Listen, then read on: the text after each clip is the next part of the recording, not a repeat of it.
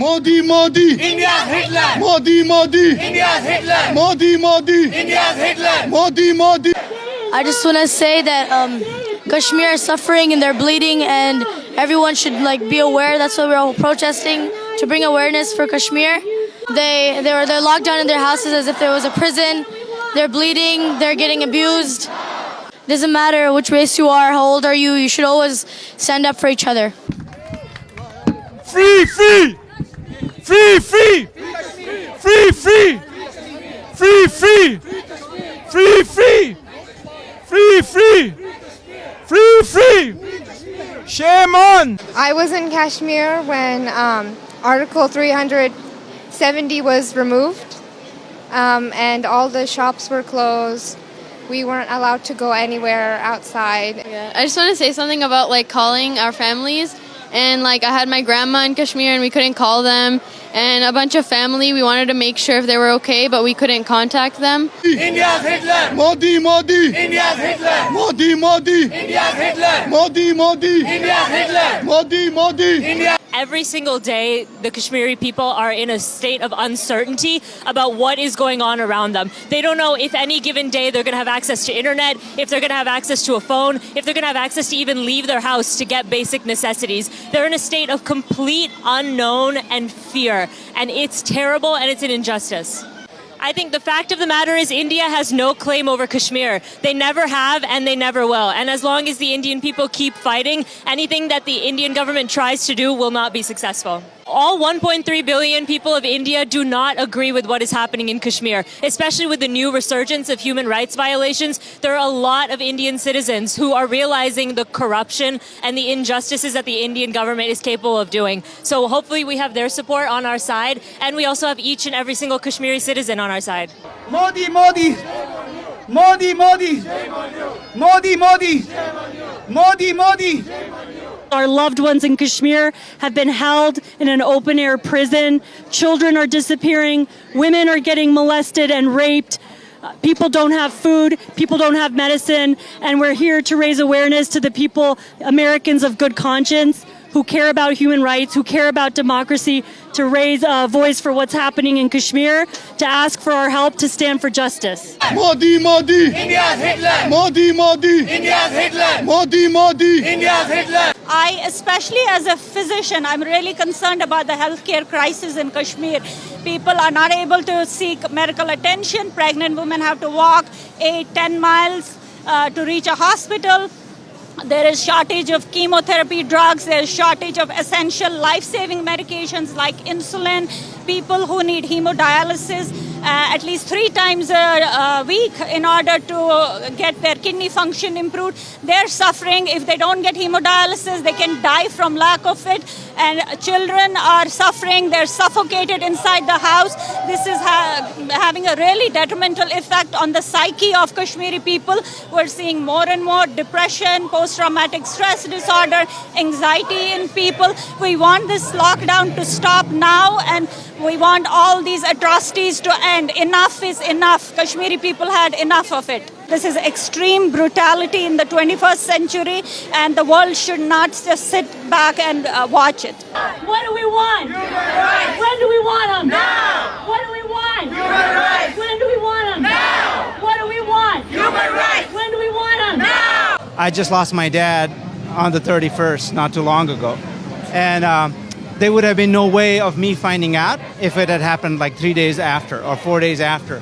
I worry that something will happen to my mom, and there's no way of communicating or finding out. So it's a complete unfathomable situation in 2019 where the world's supposedly biggest democracy can do this to what it claims is its own people. And we've coexisted and lived in Kashmir forever. It was the epitome of tolerance of Hindus and Muslims and Christians and Buddhists and Sikhs living together in harmony for centuries. My appeal is to my brothers in India who feel that they need to stand up and protect minorities and speak for minorities. Kashmir hamara chhod do. Kashmir hamara chhod do. Kashmir hamara chhod do. There's a bunch of human rights violations. Nobody's able to talk to anybody, internet's down, everything, so they're a complete communication blackout. So we want freedom in Kashmir, and we want the killings to stop, the blinding of the children with the pellets to stop. We want them to be free. Free, free! Free, free! Free, free! Free, free! Free, free! Free, free! Free, free! Well, it's been almost 30 days, and there are people who are caged in their homes. Kids cannot leave. There's barbed wires there, and there's a lot of kids that are being kidnapped by Modi's government. These people come at night and they take the kids away, and parents have no clue where the kids have been taken.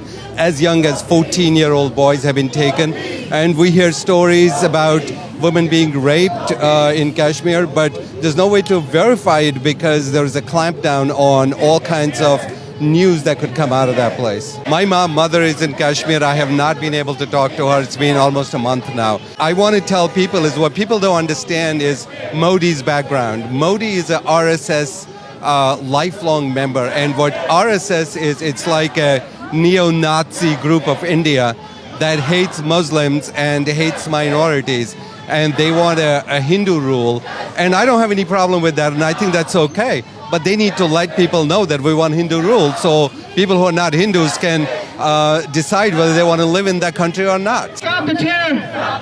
Stop the terror! Stop the terror! Free, free! Revoking of the Article 370 by Modi. There's a lot of curfews. There are hunt and kill operations by the Indian military. There are kidnapping of children. There are kidnapping of regular citizens, disappearances of citizens. There are human rights violations all around. There are people who are stuck in their homes who can't access medication, who can't access food. So it's just a horrible situation that every human being who cares about human rights should be involved in.